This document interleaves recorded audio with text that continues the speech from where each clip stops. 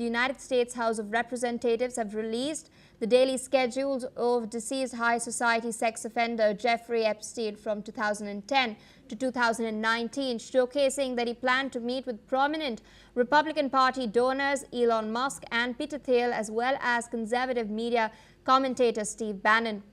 Over 8,500 documents have been released by the House Oversight Committee, including phone message logs, flight logs, transaction records, and daily schedules. A statement accompanying the release stated that the daily schedules include mentions of possible contact between Epstein and prominent figures like Elon Musk, Thiel, and Bannon, as well as Prince Andrew. The Duke of York, Prince Andrew, is named as a passenger on the sex offender's private jet. This comes after the Duchess of York, Sarah Ferguson's emails to Epstein calling the former New York City financier her supreme friend surfaced last week, leading to outrage and calls for the Duchess to be stripped of her title as well.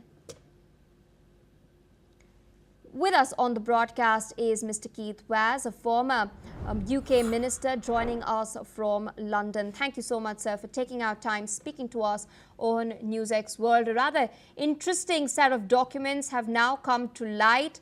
We do know Elon Musk, who's been a vociferous supporter of Donald Trump, has been calling for the release of the Epstein files, and now his name supposedly features on it.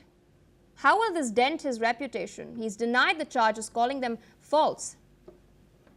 Well, I think, good morning from London. I think that all these documents are going to embarrass many people, which is presumably why the Democrats in Congress are releasing them. We have to take a step back for one moment and understand that it's been Elon Musk, Donald Trump, and the MAGA, the Make America Great Again movement, that's been calling for the release of these documents. Now we have a situation where the Republicans have probably looked at all the documents and are not releasing them.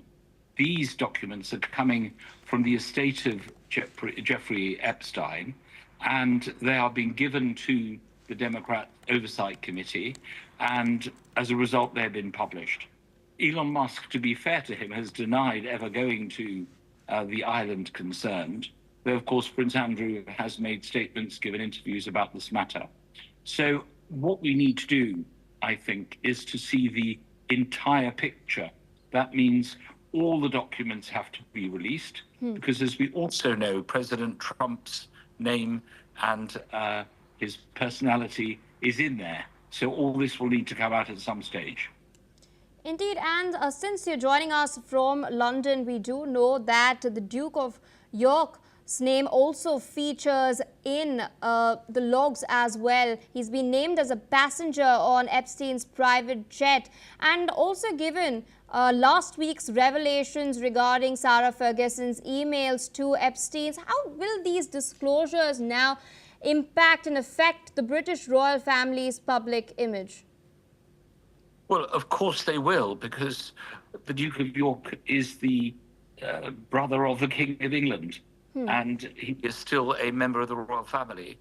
So, of course, that's the case. He's put his case at an interview that he did recently, which has been the subject of much discussion.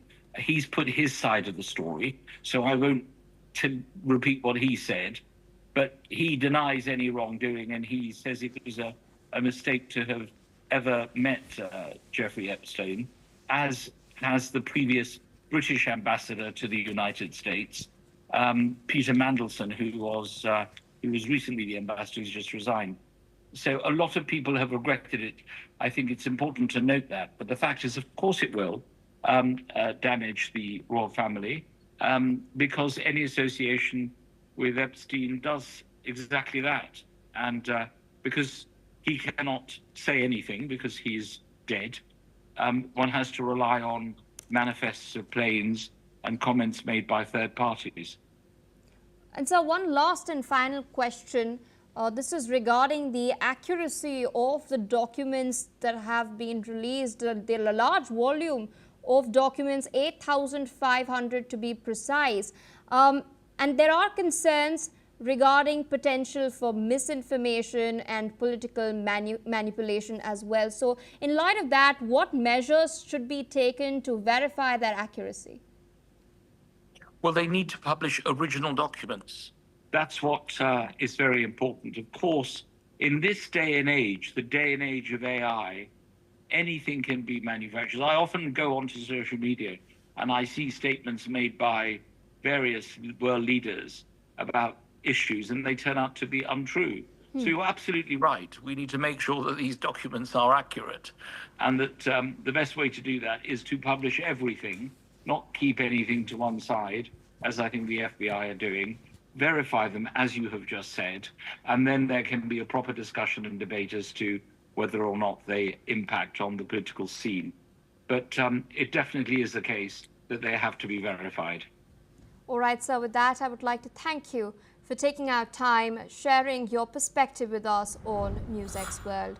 With that, viewers, we're tracking further developments from the United States of America. We're now learning that U.S. Attorney General Pam Bondi has stated that she's instructing a joint terrorism task force to investigate repeated acts of violence and obstruction against federal agents. She's added that the Department of